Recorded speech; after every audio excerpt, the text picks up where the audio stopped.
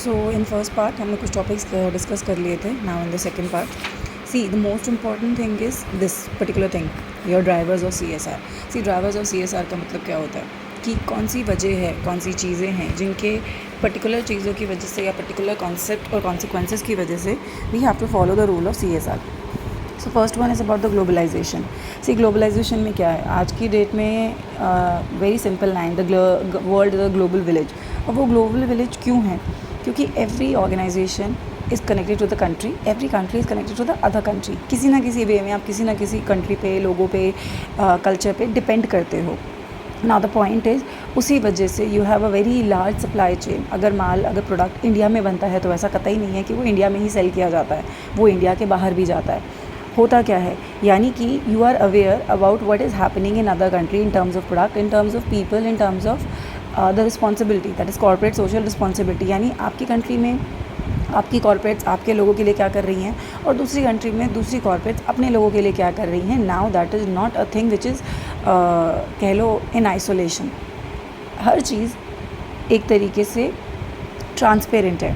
So that is Y ये जो एक पॉइंट है that you need to understand कि CSR एक इनिशिएटिव लेता है, या कह लो एक CSR एक ऐसा इनिशिएटिव है जिसके थ्रू कॉर्पोरेट्स को ये समझाया जा रहा है that you have to have a meaningful dialogue with your stakeholders. यानी कि meaningful conversations, not exactly the conversation. इसका मतलब ये है कि उनके लिए भी आपको कुछ करना है. फाइनेंशियल इन्वेस्टर्स जो हैं, जितने भी फाइनेंशियल इंस्टीट्यूशंस होते हैं जो कंपनीज़ में इन्वेस्ट करते हैं, they are also well aware that if they are investing in a company, the company should be corporate मतलब following the guidelines of CSR. Why? Because ultimately वो जहाँ पे भी अपना पैसा लगा रहे हैं, that is should be a profitable venture. और प्रॉफिटेबल वेंचर वो तभी होगा व्हेन द कंपनी और कॉर्पोरेट और any organisation is actually sensitised toward all the stakeholders. दूसरी बात, international legal instruments and guidelines. जैसे अगर आप कोई इलेक्ट्रॉनिक आइटम खरीदते हो तो उसके ऊपर आपको ISI का मार्क दिखता है, ऐसे ही इंटरनेशनल गाइडलाइंस भी हैं जो एक कॉर्पोरेट या ऑर्गेनाइजेशन या कंट्री के लिए होती है, जिससे ये प्रूव होता है कि how responsible they are.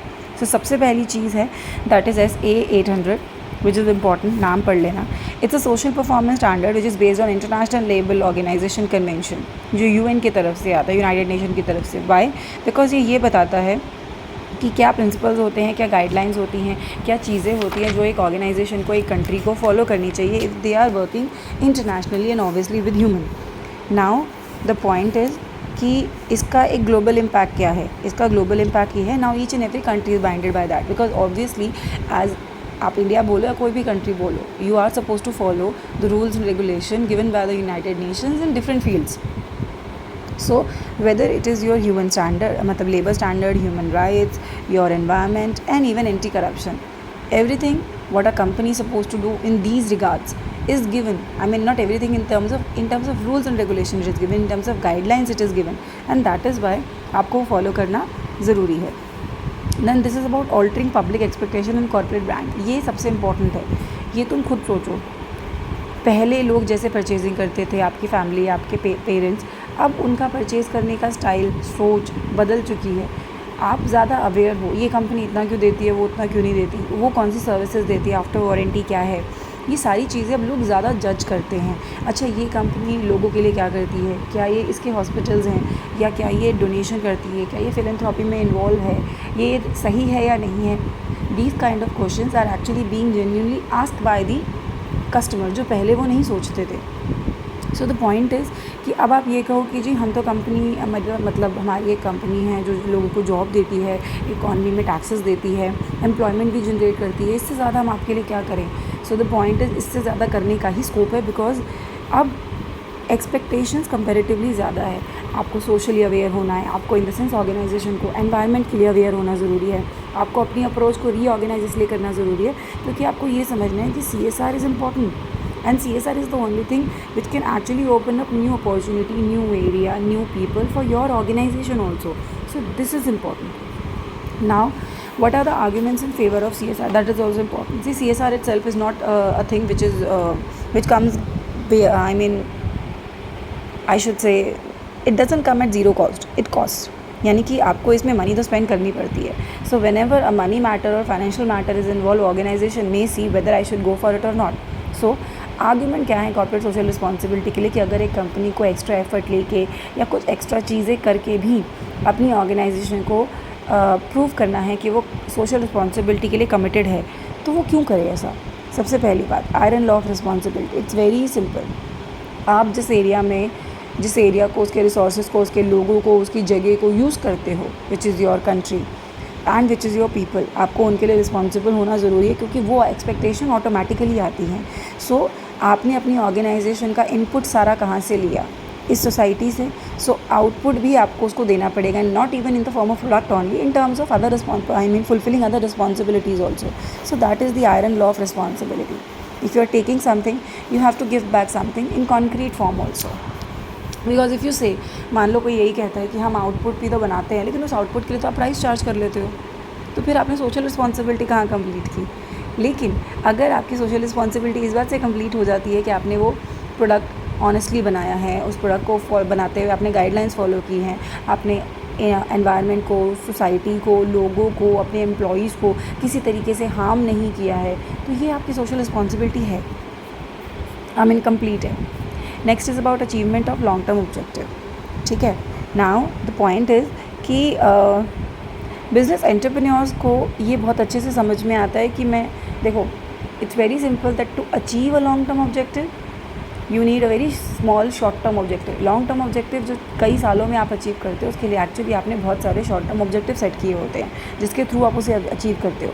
Now the point is कि ये जो आप एक वर्ड समझो जो यहाँ पे लिखा है, that under the current management, under the current conditions of management can not effectively discharge its long-term responsibility to stakeholder unless it's also behave responsible towards, that is important, towards employee, customer, government and public at large। यानी कि अगर आप अपना long term objective achieve करना चाहते हो, तो आपके जो छोटे छोटे शॉर्ट टर्म ऑब्जेक्टिव हैं, एम्प्लॉयज़ की तरफ, कस्टमर की तरफ, गवर्नमेंट की तरफ, पब्लिक की तरफ, अगर आपने वो हर साल, हर रोज़, डेली बेसिस पे, ईयरली बेसिस पे कंप्लीट नहीं किए, तो जो आप अपनी ऑर्गेनाइजेशन की 10 साल 15 साल बाद की पिक्चर सोच के बैठे हो, वो आपको नहीं अचीव होएगी। ठीक है, that is the point. So there are certain technical things also, जैसे कि आपको क्या फ़ायदे होते हैं। If your organisation has a good reputation, then there will be very easier labour recruitment. ये तुम खुद देखोगे once you go in the market to search for a job. कुछ ऑर्गेनाइजेशंस होंगी जिनके बारे में बहुत अच्छी रेपुटेशन होगी कि ये अपने एम्प्लॉयज़ के लिए ये करती है, उन्हें इंटरनेशनल भेजती है, उनकी एजुकेशन के लिए भी लोन देती है, उन्हें एक्स्ट्रा ट्रेनिंग भी देती है, या उनके फूड का ध्यान रखती है, उनके बेनिफिट्स का ध्यान रखती है। That creates a very easy image. So ऐसी ऑर्गेनाइजेशंस के लिए लेबर को लेना, रिक्रूट करना कंपैरेटिवली ज़्यादा ईजी होता है। Then obviously a good corporate image means employ turnover आपका अपने आप कम हो जाता है, क्योंकि आपकी लोग आपको छोड़ के नहीं जाना चाहते। एब्सेंटिज्म कम हो जाता है because people enjoy working in your organisation. And obviously अगर आप इंटरनेशनल ऑपरेट करते हो, तो फॉरेन कैपिटल का आना, फॉरेन टेक्नोलॉजी का आना, everything gets easy because all things are getting dependent on the image that you are creating step by step at the कह लो global level. Then see, social responsibility avoids government intervention. It's very simple. Again, the public image and the image that you have created. You are paying taxes regularly, you are following the guidelines, आप अपनी returns time पे submit करते हो, आप अपने accounts को audit कराते हो। ठीक है, आप वो सारी चीज़ें करते हो विच एक्चुअली गवर्नमेंट आपकी कंट्रोल करना चाहती है। And when you are doing it deliberately, तो गवर्नमेंट का आपके ऊपर इंटरवीन करने का, इंटरफेयर करने का जो मकसद होता है, वो अपने आप ख़त्म हो जाता है। So that is why you working get start going smoothly. Then CSR also says that there are certain socio-cultural responsibility. You have to respect social conscious also. इतनी consciousness होती है कि मुझे ये करना चाहिए या मुझे ये नहीं करना चाहिए। As an organization working in India या working in the country, what am I supposed to do? So the point is, what am I supposed to do का मतलब ये है कि मैं प्रोडक्ट बना रही हूँ तो अच्छी क्वालिटी के होने चाहिए, सही प्राइस पे होने चाहिए। ऐसा तो नहीं है कि मैं अननेसेसरी प्रॉफिट मार्जिन रख के लोगों से मनी एक्सट्रैक्ट करने की कोशिश करती हूँ, या ऐसा तो नहीं है कि किसी भी तरीके से मैं वो सेफ्टी मेजर नहीं यूज़ कर रही जो मुझे काम करते हुए करने चाहिए, या फिर ऐसा तो नहीं है कि मैं अपने लेबर को अननेसेसरी एक्सप्लॉइट कर रही हूँ। These are the question that you need to ask yourself, and if the answer is coming out to be yes, then you need to improve, because ultimately if you are exploiting your labour, getting them work done for extra hours and even not paying for them, तो फिर क्या हो रहा है, आप उन्हें exploit कर रहे हो, ठीक है। मेन और वुमेन के बीच में फ़र्क करना, that is glass ceiling, you need to understand. Then next is about improved financial performance, ठीक है। इम्प्रूव फाइनेंशियल परफॉर्मेंस क्यों? क्योंकि देखो CSR का और फाइनेंशियल परफॉर्मेंस का बहुत पॉजिटिव रिलेशनशिप है। It has been proven again and again. आपकी कंपनी का अच्छी इमेज का होना, ये प्रूव होना कि आप CSR कंप्लीट करते हो या आप CSR की गाइडलाइंस को फॉलो करते हो, वो आपकी इंडेक्सेशन, आपकी रैंकिंग को अफेक्ट करती है, और आपकी रैंकिंग आपकी इमेज को अफेक्ट करती है। So there are certain statistical criterions जिसमें सेल्स, प्रॉफिट, सब चीज़ें आती हैं। पॉइंट क्या है? पॉइंट ये है कि जब आपकी रैंकिंग अच्छी होगी तो फाइनेंशियल परफॉर्मेंस भी विद द टाइम इम्प्रूव होगी ही। CSR जो होती है वो सेल्स भी इंक्रीज़ करती है और कस्टमर लॉयल्टी भी करती है। ये मैं आपको बता रही हूँ, कभी भी ये देखना, व्हेन सपोज़ एक न्यूज़ आती है that this particular organisation which is earning profit, but जब वो बट आता है, उसने एम्प्लॉयज़ के साथ ऐसे किया, a question mark, people will purchase the product और नॉट, उसने अपने कस्टमर्स को ढंग से ट्रीट नहीं किया, again a question mark. So the point is business को कस्टमर्स के वो सारे क्राइटेरियन फुलफ़िल करने चाहिए जो प्राइस और क्वालिटी के भी बियॉन्ड है, जैसे कि अवेलेबिलिटी, सेफ्टी, कंफर्ट, ये सारी चीज़ें जब प्रोडक्ट में उसको मिलती हैं, और उसके अलावा अगर वो आपकी बाकी की इमेज भी स्टडी कर पाता है, देख पाता है, समझ पाता है, तो उसकी लॉयल्टी अपने आप इंक्रीज़ हो जाती है। Then there is a ecological damage also which organization mostly create, and now a particular point has been put on them कि नहीं, ये आप नहीं कर सकते। अब वो इकोलॉजिकल क्या होता है? इकोलॉजिकल डैमेज ये है कि आप एनवायरनमेंट को जब नुकसान पहुंचाते हो, आपकी ऑर्गेनाइजेशन से जो भी डंपिंग होती है, आप उसे अपनी ऑर्गेनाइजेशन में बाहर ही, फैक्ट्री के बाहर या हाउस के बाहर डाल देते हो, because you do not want to spend extra on the garbage dumping, that is ecological damage. पानी वेस्ट हो रहा है, पानी एक्स्ट्रा यूज़ हो रहा है, पानी गलत तरीके से डंप किया जा रहा है, ऐसे बहुत सारे केसेस होते हैं जिनके लिए लॉज हैं ना। इन सब का ये डंप करना और इन तरीके के केसेस का होने का मतलब ये है कि आप उन लॉज को फॉलो नहीं कर रहे हो। So that is why you are damaging the I mean आप कह लो environment, and that is again not making you socially responsible. Profit is a long term objective, you need to understand that profit will come if you are following CSR।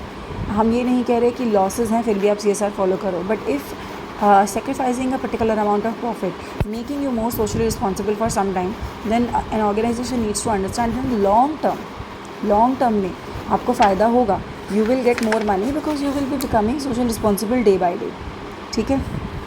So these are the reasons for CSR. Now जब ये पढ़ लिया argument in favor, तो you will be able to understand। आपकी अच्छी image बनेगी employees को attract करने के लिए, गवर्नमेंट के व्यूज़ आपके बारे में विद द टाइम अच्छे होते जाएंगे, सिंपैथेटिक होते जाएंगे, even if you need government support after some time you will be able to get that. Business partners आपके फेवर में होंगे, your consumer will be more aware about your organisation. आप environment को अच्छे से मैनेज कर पाओगे, लोगों को मोटिवेट कर पाओगे वर्क करने के लिए, क्योंकि वो आपको एज अ रोल मॉडल समझना शुरू करेंगे। एब्सेंटिज्म कम होगा, इवन लेबर टर्नओवर भी कम होता जाएगा।